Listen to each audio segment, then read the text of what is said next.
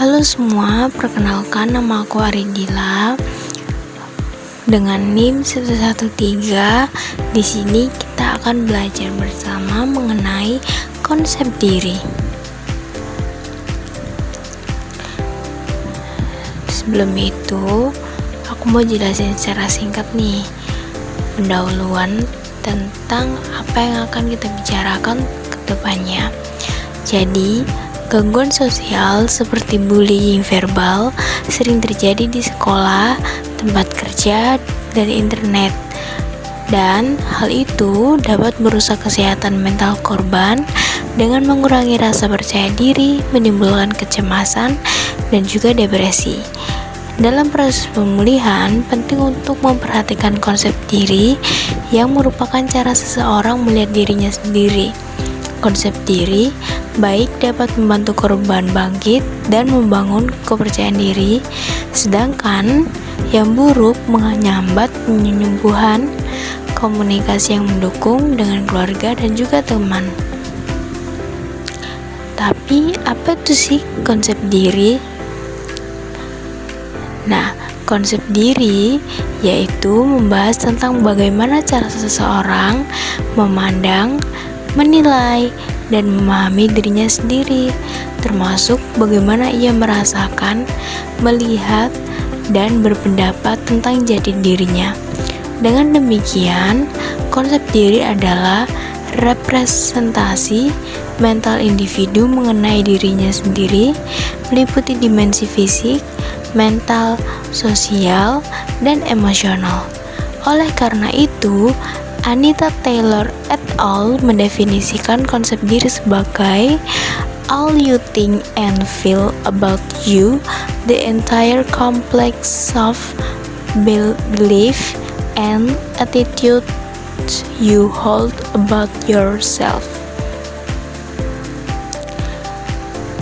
Dengan demikian, konsep diri mempunyai dua komponen penting, yaitu pertama, komponen kognitif berkaitan dengan apa yang seseorang pikirkan atau ketahui tentang dirinya sendiri, atau bisa kita sebut dengan self-image.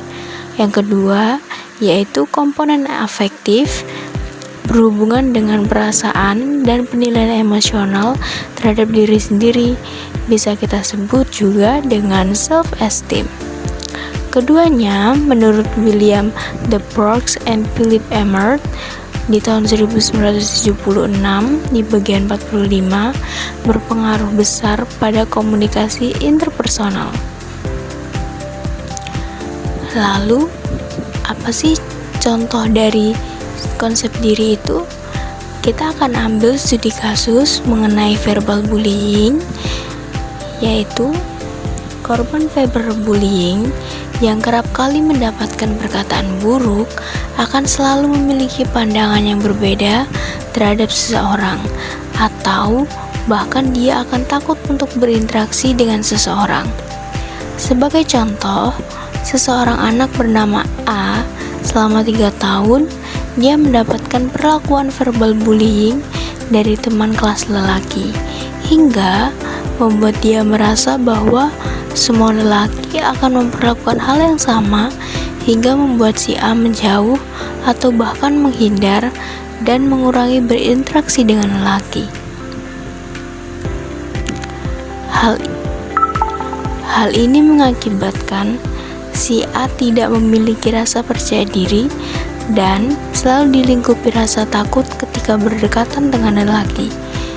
Nah, dari sini dapat kita simpulkan bahwa adanya konsep diri negatif pada si A dari pengalaman masa lalunya. Lalu, hubungannya dengan teori psikologi komunikasi itu apa? Nah, dapat kita analisiskan dalam teori psikologi komunikasi bahwa dalam hal ini termasuk dalam teori stimulus organism response, atau bisa kita sebut dengan SOR dari Hofland di tahun 1953. Artinya, ketika seseorang menerima pesan atau stimulus, ia akan memprosesnya secara kognitif, afektif, dan konatif atau organisme sebelum akhirnya memberikan reaksi atau respons. Nah, ini adalah penjelasan yang berkaitan dengan kasus tersebut. Stimulus itu adalah ucapan atau hinaan verbal dari teman laki-laki. Untuk organisme, proses psikologi internal A, rasa takut, malu, dan trauma. Yang terakhir yaitu respons, menghindar, menutup diri, tidak mau berinteraksi dengan laki-laki. Pesan verbal negatif berfungsi sebagai stimulus yang memicu reaksi emosional dan perilaku korban.